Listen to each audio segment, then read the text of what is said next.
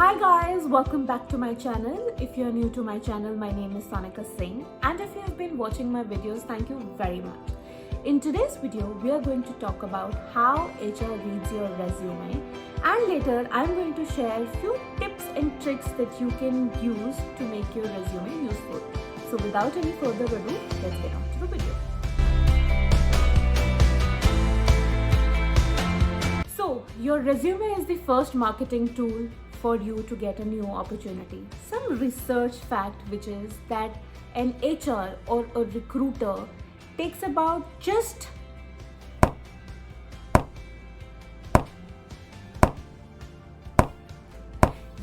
takes about just 6 seconds to have a glance on your resume, which you called as initial screening. Yes, I will give you time to digest. They just take 6 seconds to do the initial screening. Don't worry, they also take a look at your resume for about 2 minutes to about 3 minutes, but for that we'll talk about later. What happens in those 6 seconds is what we are going to talk about right now. There are 4 major things that an HR looks or a recruiter looks for in your resume. First is your name. Second is the education background or the certifications or the skills that you have. Third is your current job where you're working, the designation and the longevity. And fourth, what was your previous experience with designation and the longevity.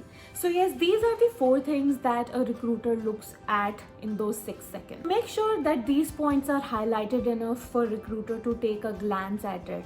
Now, what happens in the second screening, which takes about 2 or 3 minutes? Let's go ahead and talk about those. So after the initial screening is done, HR looks at about your key accomplishments or your key skills that you have done in your previous work experience. They are not going to take out your previous company experience or your first company's experience.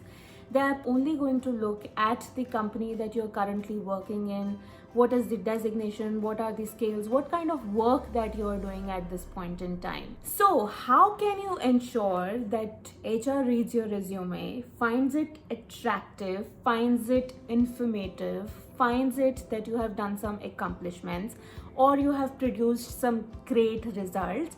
So let's begin and understand what should you be writing in your resume to get a call from a recruiter. There are 5 pointers that I'm going to talk about, and they are in no chronological order, but keep in mind that these needs to be in your resume to get a call. Focus on what were the outcomes from the work allocated to you. Do not write lengthy job descriptions and explanations. Now make sure that you are not writing your complete job descriptions in paragraphs, transaction by transaction, each work that you have done. Make sure that you keep it quite crisp and concise. Try and keep them in bullets. Do not write the whole story. Do not use lengthy explanations. Write the impact of your work. Quantify it and support it with the data. For example, in my resume, I will write that I have revamped the R&R framework, ensuring that 25% of people were rewarded. So make sure that you quantify it, make sure that there is a popping number out of it. If you have done a revamp of something, make sure that what was the outcome of it. Do not forget to write those quantifiable outcomes, because that will be more attractive to HR to make a quick decision. Show an increase in positive matrix. Now write about increase in sales, talk about an increase in revenue, talk about the recruitment hike, and talk about customer satisfaction. Whatever your role is, talk about those positive matrix. For example, the turnaround time for candidates have come down from 90 days to 75 days. This is a very clear indication there is going to be more revenue. People are going to come on board and get on to work quickly and sooner. So write all those positive metrics depending on what your role is. Show the decrease in negative aspects, like decreasing the cost, decreasing the time because you have automated something on data or on some project.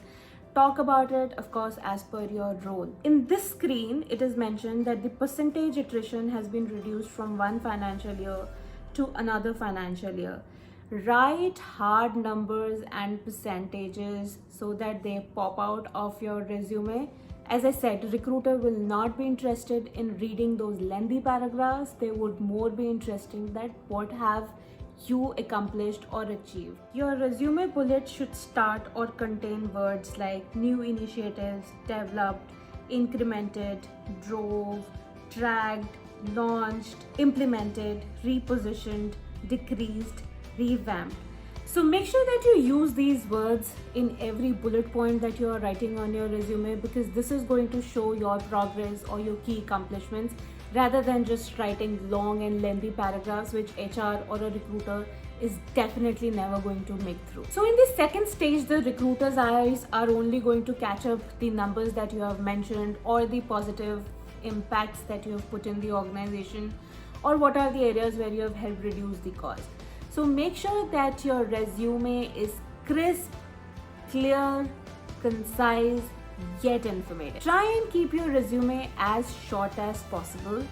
Try and keep it within 2 pages, because the shorter the resume, the better are the chances of recruiter reading it and giving you a call back for the opportunity. So yes, this is it for today's video, guys. If you have really liked my video, please do not forget to give that thumbs up. And if you think that someone can be benefited out of my video, please do not hesitate to share this video with that person.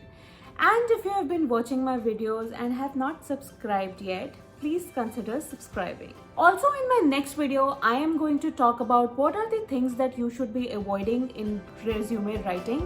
So please stay tuned, and I will see you in my next video. Until then, take care. Bye-bye.